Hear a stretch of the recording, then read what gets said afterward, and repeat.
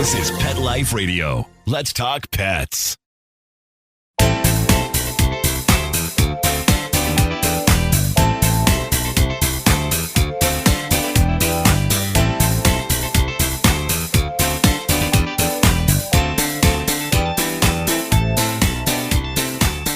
Welcome to Covered in Pet Hair, a boozy show for pet lovers on Pet Life Radio. I'm your host, Isabel Alvarez-Zarada, and today I have the pleasure of having a drink and a chat with a duo of dad and son and comedy genius groomers. I'll tell you all about them and introduce you as soon as we come back from these messages from our sponsors. Take a bite out of your competition. Advertise your business with an ad in Pet Life Radio podcasts and radio shows. There is no other pet-related media that is as large and reaches more pet parents and pet lovers than Pet Life Radio. With over 7 million monthly listeners, Pet Life Radio podcasts are available on all major podcast platforms, and our live radio stream goes out to over 250 million subscribers on iHeartRadio, Odyssey, TuneIn, Stitcher, and other streaming apps. For more information on how you can advertise on the #1 pet podcast and radio network, visit PetLifeRadio.com/advertise today. Let's talk pets on PetLifeRadio.com.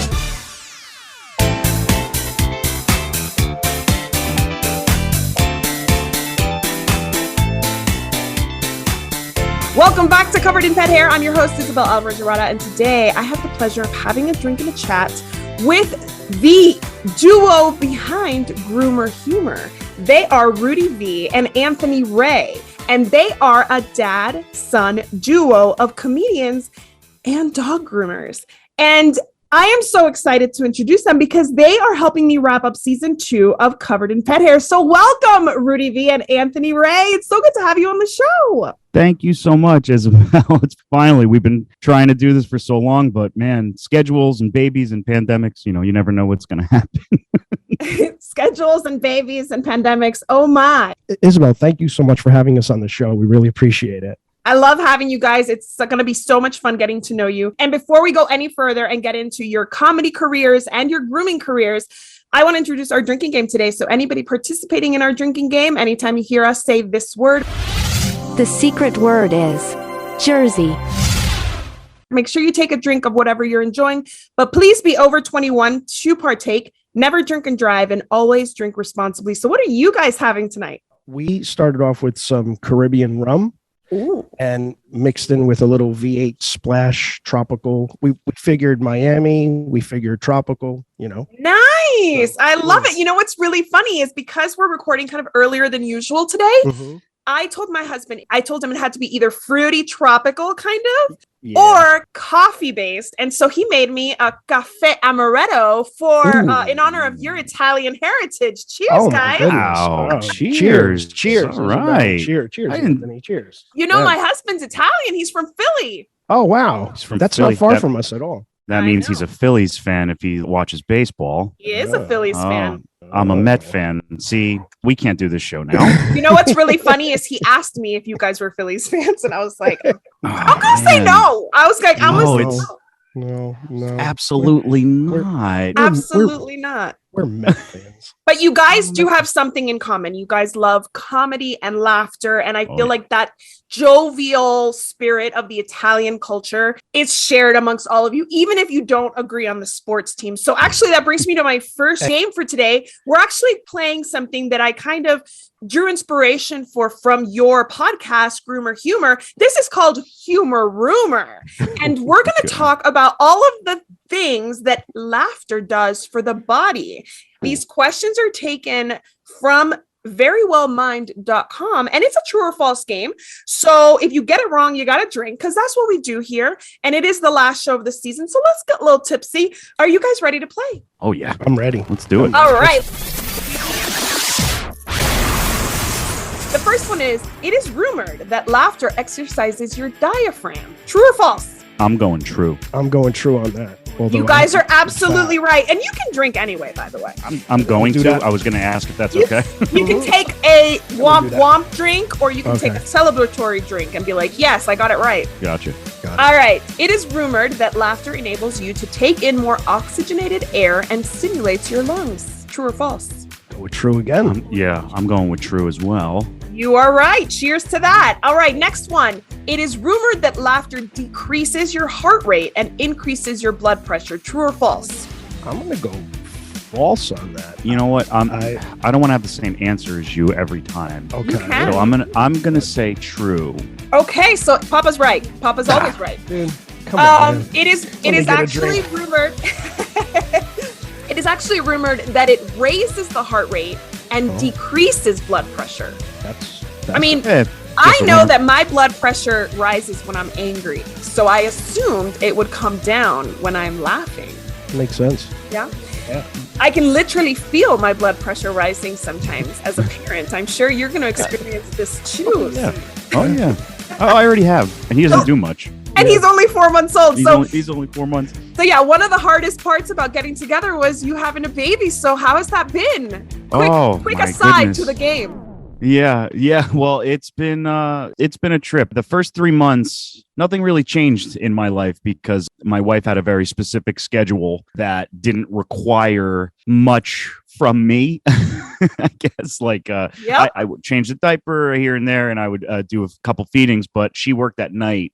So then she got this new job where now it's a Monday to Friday morning to afternoon. So I bring him to work with me twice a week. My mom watches him a couple days a week. It's all of a sudden like a light switch went off. All of a sudden I'm responsible for him like 90% of the day. That sounds like a lot. That sounds like a lot you're taking on, but good for you. What is the baby's name? Anthony, same as me. Anthony. And what is his middle name? Anthony Rey Valero Jr. So he's AJ. Oh my gosh, I love that. That's so awesome.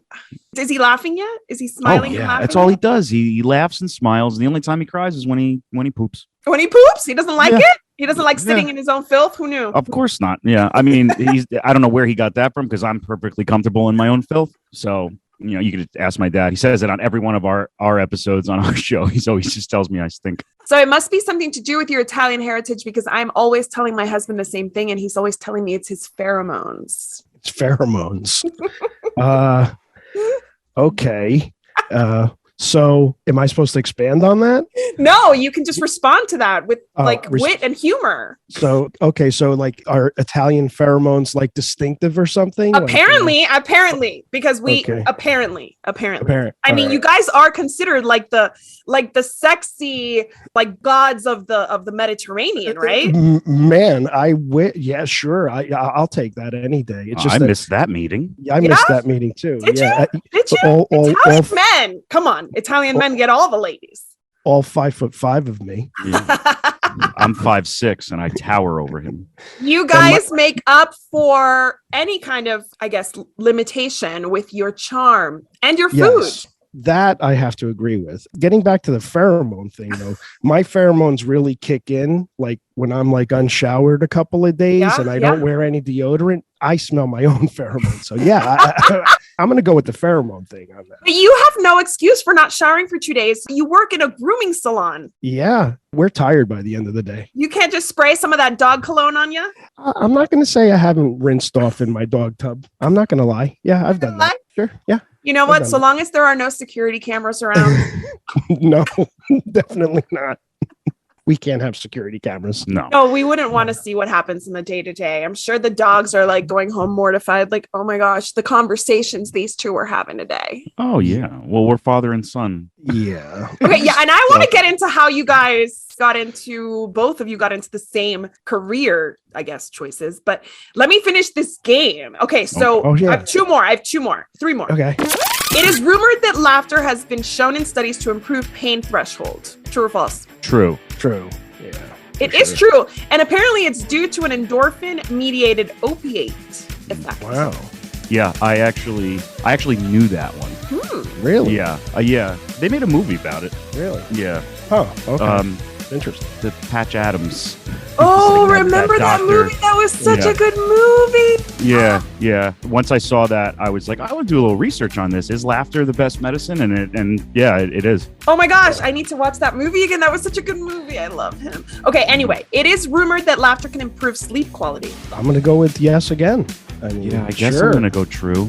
Yeah, true. Yeah, it is. Yeah. It is rumored. By laughing, you are increasing antibody-producing cells and enhancing the effectiveness of T cells in your body, boosting digestion. True or false? That's a toughie. That's a trick question. What are you saying? I'm going to try to sound smart and say false. I'm going with true. It's false. It actually boosts immunity, not digestion. That was a trick question. Yes. Good job, guys. You guys did a great job. You obviously know a thing or two about laughter. So where is home in New Jersey? Where exactly? Colonia. Where, like, what would you call it? Central? Northern. More northern. Northern. We're like 25, 30 minutes from Manhattan. Nice. Okay. Train. So what are your thoughts on the Real Housewives of New Jersey? I'm gonna be honest with you. I watch a lot more YouTube than. Okay. But you don't hear. Do you guys have any of their dogs that you care for? No. I think they're about in your area. I can't remember exactly where, but they're in the northern area. They were or are, but no, we've never actually met them. A friend of mine did. I forget which one he met. Oh, what was her name? I forget. But no, we never actually met them. Teresa? No, it wasn't Teresa. Teresa. Oh, Teresa. She gets herself into some situations, but that's a whole other show. We would gladly groom their dogs. Of course. You know what? Those dogs, all of them, especially Dolores, Catania. I know too much about these people. Okay. Those dogs are so well taken care of because Dolores's daughter is a veterinary student and she works at a veterinarian, and she is like the type of person who brings home pets that need homes. So if I were to have to come back as a dog of one of the housewives, it would be Dolores's dog. That's just I'm gonna go with that. Yeah. All right. So from my understanding, you guys are groomers by day and comedians by night. So tell me, I know the pandemic has put a little bit of the kibosh on a lot of these shows, live shows and stuff. But tell me, how did you end up grooming? How did you end up in comedy? Tell me all of it. Well, that starts with you. I think a lot of people that get into comedy and even dog grooming, it starts from, a place of actually depression, really. I mean, a lot of comedians are known to have very difficult lives, and we choose to go up on stage and try to make people laugh just as that release. And believe it or not, I think that, in my opinion anyway, it kind of really goes into dog grooming too. You'll find that a lot of dog groomers have come from really hard knocks. And I started doing comedy, I think maybe in 1998. And I started kind of late, and I don't really do a show based on grooming. But long story short, I started doing comedy, and believe it or not, Anthony started doing comedy along with me. And we were lucky enough to do some shows together. And it's part of, I guess, the letting it out, and just really going up on stage and being able to just let it all out and get rid of all that depressive thought process. Because Anthony will agree with me. When you're on stage, you can't think of anything else. But that's like the biggest benefit of it is you're so focused on your jokes and what you have prepared and laser focused on if anything weird happens, you get heckled. Sometimes it doesn't go according to plan. So it's physically impossible to think about anything else. Yeah. Like anything else in your life going on because you're just so laser. And that's why I don't drink when I go on stage. I drink after, but I refuse to even have a single beer or any kind of drink before I perform, just because the feeling is so euphoric when you're finished and when you're up there. It's very out of body. So you forget about all your problems. So yeah, you forget about everything. And I never wanted to take anything away from that. And when you're buzzed, like I am now, things feel better, but you don't need booze. I mean, not every comic does that. Most comics a lot of comics like to drink while they're on stage. Some of them get high. I'll never ever do. But that's a risk. That's for sure a risk because you don't know what you're gonna say. Oh yeah. I don't know how they do it. I could never do that. I would probably take one drink before. Just to loosen me up a little bit. I did it once. It's kind of a dumb rule that I have because it's like, yeah, what one beer isn't going to take away any of the euphoria that I feel when I performing. But I don't know. I usually get hammered after. I totally respect that though. You don't need it. You don't need it to relax. You don't need it to execute. Like, I think that's awesome. So what kind of material do you cover? You kind of talked about what you don't cover. You don't talk about dog grooming, even though does your audience know that that's what you do for a day job? Do they? Not really, unless they tune into our YouTube channel and our Pet Life Radio show and stuff. They really don't. We don't discuss dog grooming at all on stage. We're usually, to be honest with you, Isabel, we're that midnight show that you have to. We're not necessarily clean comics. We're not the not family friendly. No, we can adjust from time to time, but to be honest, like we are that midnight show. And you don't like that you curse. No, I hate when he has a set that he curses too much, he hates it. But he does this bit. It's my favorite bit ever that he does, where he reenacts a Cops episode with a couple that's fighting, and he plays the guy who's getting arrested and a domestic dispute, or like a domestic dispute. And I mean, now that you probably wouldn't, I don't know if it's in like poor taste, but it's just it's the whole point of the joke is to just warn people that like, hey, listen, getting married, you're going to fight a lot. And, and it's just like this, he puts these teeth in and he knows all the cops' names. The cops may be called. The cops get called. And when he does it, he curses a lot because of course it's this guy getting arrested and, and just this whole great acting bit. But when you curse a lot, which I think is necessary for that bit, he hates it. He's like, I want to work more clean. But you can't deny who you are. You can't deny who you are in that moment. You're channeling that person. And it's funny because you're right. Like today, can we joke about domestic violence? Probably not. Right. No. But if you cleaned it up, but you know what? I think the worst part about today is that nobody knows what Cops is. Like the younger generation don't know what Cops is. Yeah. You can joke about that based on a Cops clip with our generation and older, right? Because we get it. We think you're recreating a scene from a show. But the younger folk are gonna be like, what's Cops?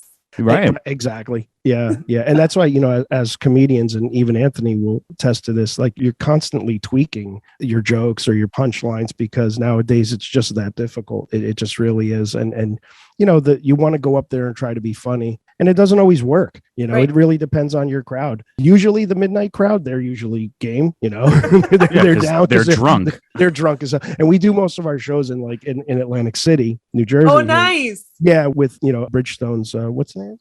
AC Jokes. acjokes.com. If you guys are interested, you go to acjokes.com and you could see, you could see us along with a lot of other comedians. But just, you got to be careful nowadays with what you say. But I think that we should give comedians a little bit of a pass, because I mean, if we censor y'all too much, I don't know what we're gonna have left to talk about or left to joke about, especially marriage and parenting and stuff. Like even as a mom, sometimes I have to censor myself because I'm like, my kid's such a jerk, and people are like, and I'm like, I'm a joke. I mean, he is a bit of a jerk, but like I'm not I dislike him. But I refer to my dogs as jerks sometimes, and like you got to be careful because people take you literally. And you're like, okay, I don't mistreat my children or my dogs. Right. You should be a comedian.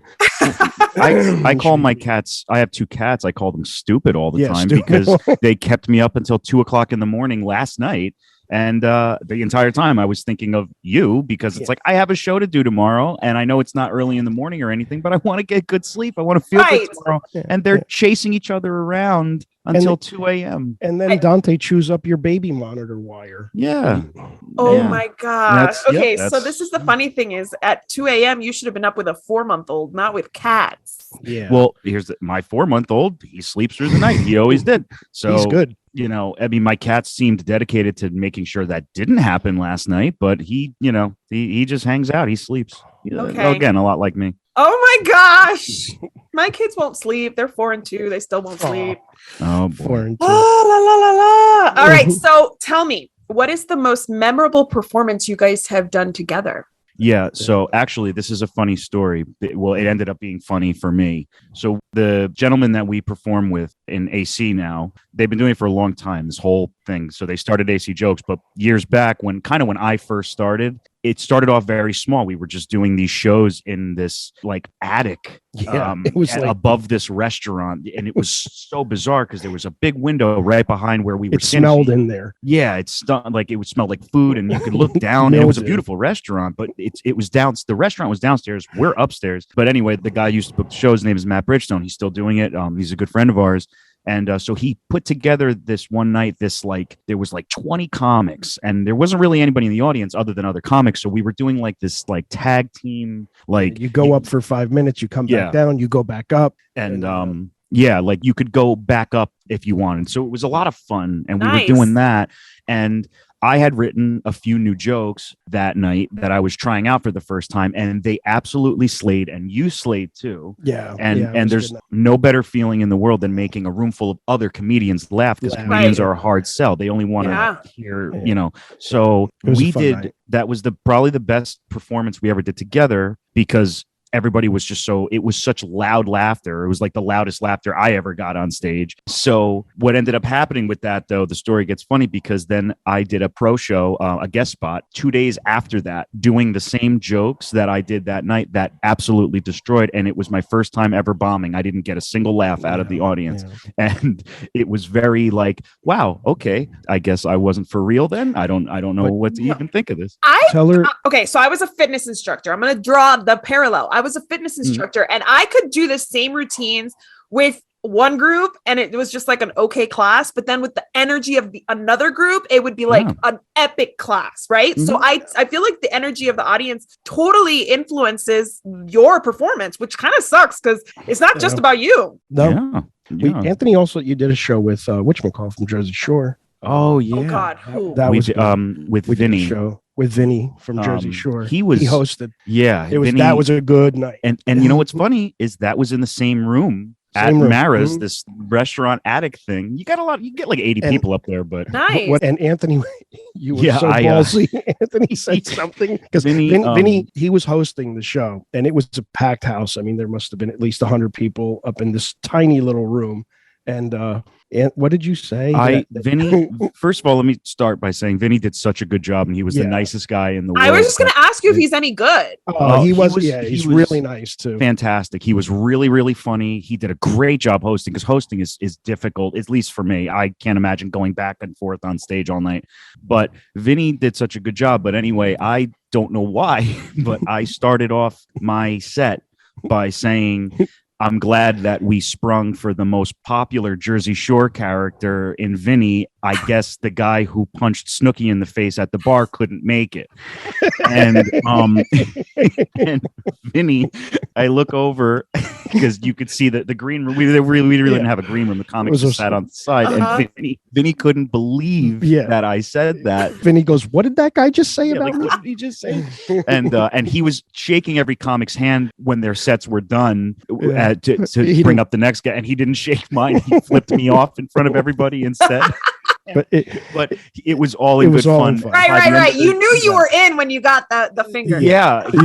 It was all in fun. And he's an amazing guy. Vinny was because Vinny was very famous, and he especially at the time, Jersey Shore wasn't as far gone as it is today. Right. And after the show, he was so respectful, and he was talking to us because he was just trying to get into comedy. So he was talking to all of us like nobodies, I guess, and like listening to everything we were saying to him, and like paying attention. He was a completely normal guy, like really, really cool. Yeah. I loved working with Vinny. Yeah. See, I love to hear that the reality stars that we know of, like, why do they even take up any space in our brain, right?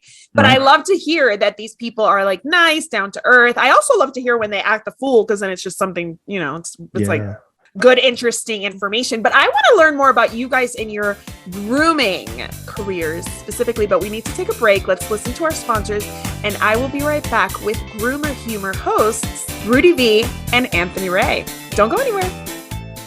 Molly, here's your dinner. Zeus, that's not your food. Don't let that happen to your precious cat. Elevate your cat's eating experience with the Cat Tree Tray. The Cat Tree Tray keeps your cat's food off the floor and conveniently located on the cat tree. It's the perfect way to eat. It's a beautiful wrought iron tray that easily attaches to your cat tree and keeps dogs and other critters out of your cat's dish. A must for multi-pet households. There's a 6-inch tray for large bowls and a 4-inch tray for smaller bowls. Purchase your cat tree tray today. Go right now to cattreetray.com. That's cattreetray.com. CATTREETRAY.com. Let's talk pets Let's talk pets on Pet Life Radio. Pet Life Radio. PetLifeRadio.com.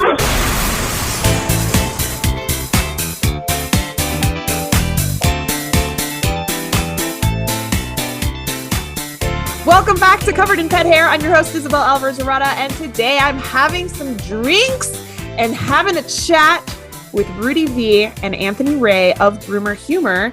They are a dad-son duo of comedians and groomers. And we've just talked about all of their comedy, I guess, highlights. Not all of them. I'm sure there are plenty more.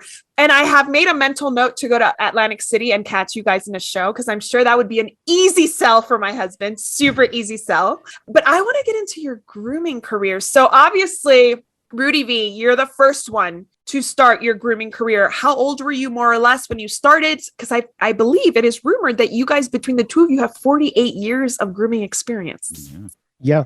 I started when I was 19. How? What inspired a 19-year-old from New Jersey to get into dog grooming? Well, the truth of the matter, honestly, is like we talked about earlier in the show, it came from a lot of like problematic situation. Got it. Growing up in Elizabeth, New Jersey, very tough neighborhood, and, drugs. And, I grew up in that 80s vibe, that disco or post-disco era, that new wave. And I was put it to you this way: if I didn't get into dog grooming, I'd probably be in jail or dead. Yeah. So that's why I started so young. I realized quickly I didn't want to go that route. And dogs, I always had my own pets. And I had a lot of pets. I always loved animals. I was that kid that just always brought home a stray. And my Italian mom would want to beat me up all the time. She would literally just be like, Rudy, you can't bring the dog in the house. Daddy's going to kill you. And we would, me and my brother, my sister, we'd sneak the dog or the kitten in the house. Yeah. But, so I always had a lot of animals, and I worked on them myself. I would always bathe them. And this was before I even got into dog grooming. But again, just kind of trying to distance myself from that harsh life that I was living that would have gotten me nowhere. I was very, very depressed one day, and I literally just opened up the Yellow Pages and I said I wanted to be a veterinarian. And I was like, yeah, okay, I'm not doing that, because I'm a C- student at best. But then I opened up the Yellow Pages and got to dog grooming. And I swear one of the first schools that popped out was the school I went to, was Nash Academy of Animal Arts in North Jersey here. And I met some amazing people, and I got into dog grooming, and it didn't hurt that the classroom was predominantly, female also. So that helped. But yeah. There we go. There's that Italian stallion. Exactly.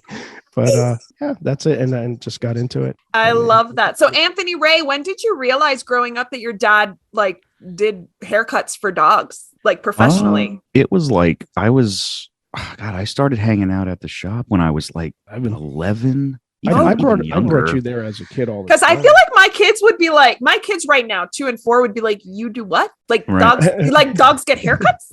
Yeah, exactly. Why? Yeah, my mom used to take me, probably I was, 6. And then, but I started to hang out there. When I was 11, I think I bathed my first dog for you. I think I bathed my first dog when I was 12. I made him do it. Gosh. Yeah, he let me try. It was get working, dude. As a kid, it was a lot of fun.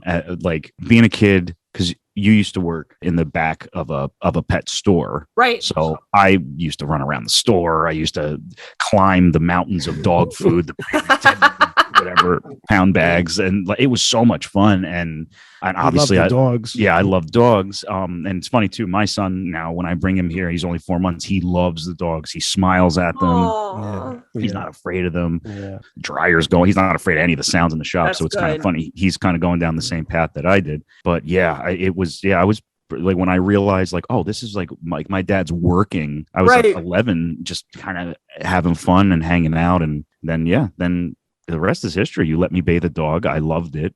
Didn't realize how backbreaking it was yet. Really easy. To You were young. You were 11. Yeah. What backbreaking? But yeah, so I was all ready to go. Now I'm 32. So, now it's like, oh, how many dogs do we have today? Yeah, right. So when did you get into it professionally, Anthony? I started working in high school. Like maybe 2003, 2004. Mm-hmm. I started working every Saturday. Nice. And I was like, it was like me and my buddy Randy were like the only ones who had dads who were entrepreneurs or who had their own businesses, and his dad had a body shop. And me and him were like the only ones that never got that excited on a Friday, because Saturday morning we had to go to work and everybody else was just like, whatever. But so I was probably, how old was I when I started high school? 13, 14, 15, 16, 17. Yeah, I was 13 years old. So starting at about maybe 14, every Saturday, come to the shop. And then once I graduated high school in 2007, I tried to go to college for a couple of years. That didn't work out at all. And way too much freedom in college. Like, oh, I don't have to go. I don't get in trouble. No, that's it. So the college didn't work out. Yeah. And I had that experience the first semester. I was like, oh, oops, I probably should have showed up. Yeah, it was all the same people that I went to a community college in Union County. So it was just all my same friends that I used to hang out with in high school were all this is just high school with couches, and we don't have to go to class if we don't want to. So I took that option. I think once you start working with animals too, it's hard to stop. Yeah, that's the thing. College didn't work out. I worked at Trader Joe's for a little while. All my buddies worked there. We all, it was fun, but I always just wanted to hang out with him and like groom dogs. I love animals. Yeah, that is so awesome. So what kind of grooming do you do? Do you guys do any kind of like fancy grooming, or is it like you're more like breed standard grooming and like, or is it, what do they call it? Artistic grooming? A little bit of everything. Nice. Early on I competed. I did a lot of, competition grooming. So that requires more of that fancy stuff and all of that. But, as a business owner and money making kind of thing, which, you have to do, it turns more into like more maintenance type groomings where, you're doing shorter cuts and things like that. But occasionally we'll get like a show dog come in. Or a handler or a breeder come in and say, hey, can you prep our dog for the show? Or a lot of times, and this is when the pressure is really on, you'll have to do a dog that's going to be like part of a wedding party. And that becomes, it's crazy because it's like, I don't want to hurt the dog. I don't want to accidentally nick the dog, God forbid. Or, the haircut comes out bad. He's going to be in a wedding, So dog grooming has its pressure. So you really have to shift like anything else. Again, it has a lot to do with like being a comedian. You have to really shift. Like, are you doing like that maintenance grooming, or are you doing that fancy grooming? That's right because somebody's having a wedding or a big party. So it's a lot of pressure. You did a birthday dog the other day. Yeah, remember the pet owner's birthday. Yeah, she was having like 50, 60 people over. And it's like, wow, you were petrified. I was terrified. Yeah. It was like, I want this dog to come out good, Of course. Yeah. So, So you guys don't groom cats from what I hear, because I've heard about this. Not anymore. On your show. Yeah. Yeah. We used to. One of the reasons why we stopped grooming cats was because the last interaction I had with the cat ended up on my back and then into the drop ceiling. So it was kind of like, okay. Cat's gone. Yeah.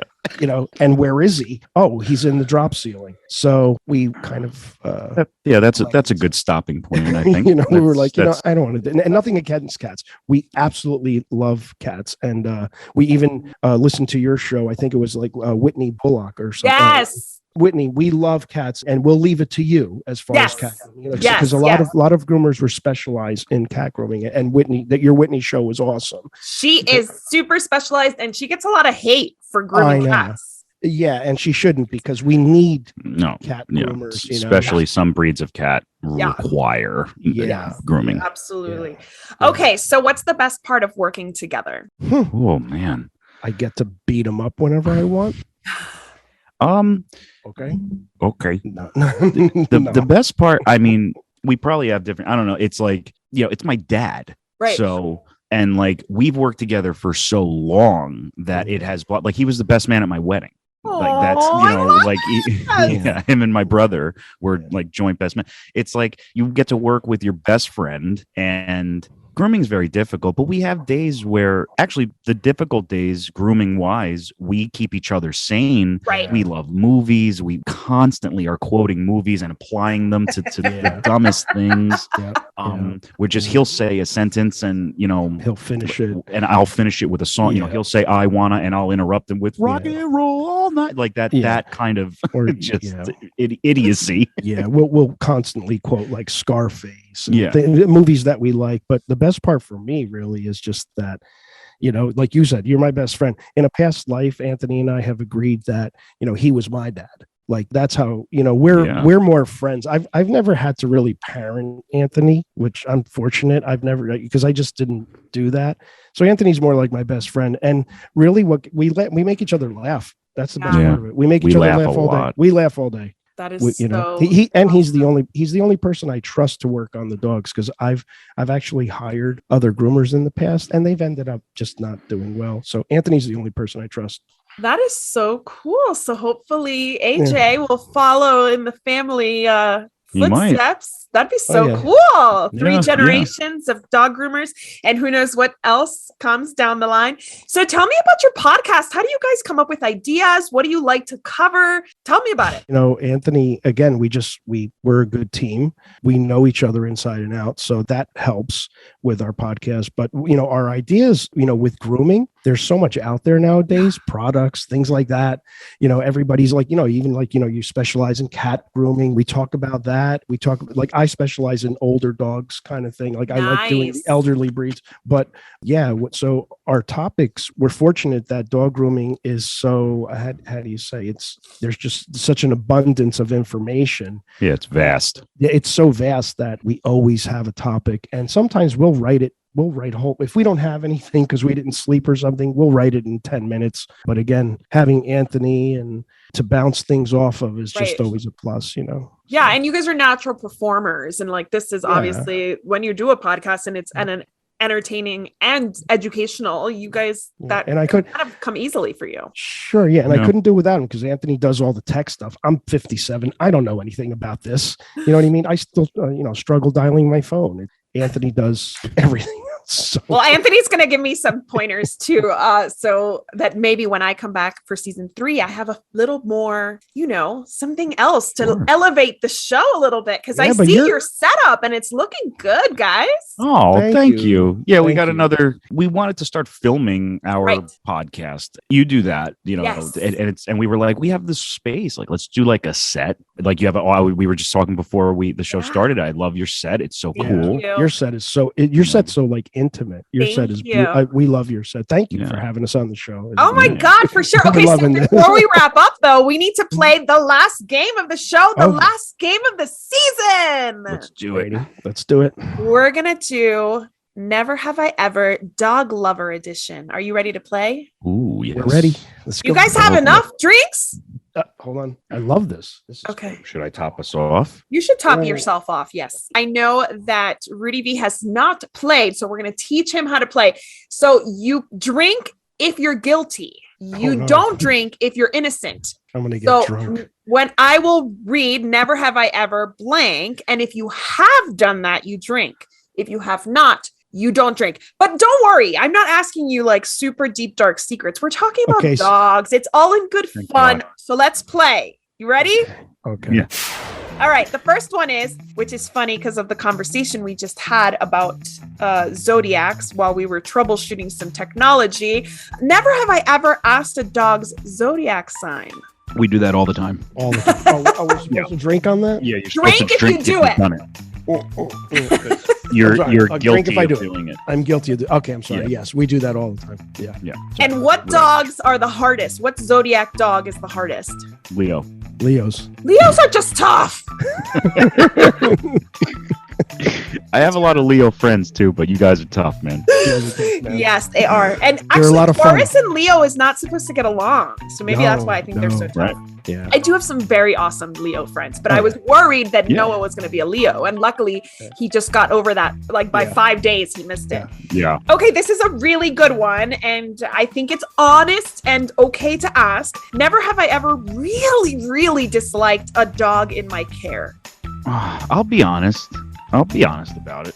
Not every dog is great. easy to work on. Mm-hmm. Yeah. And not every dog is for every human. It's just like any connection with any other living creature. We're not always gonna hit it off. Yeah.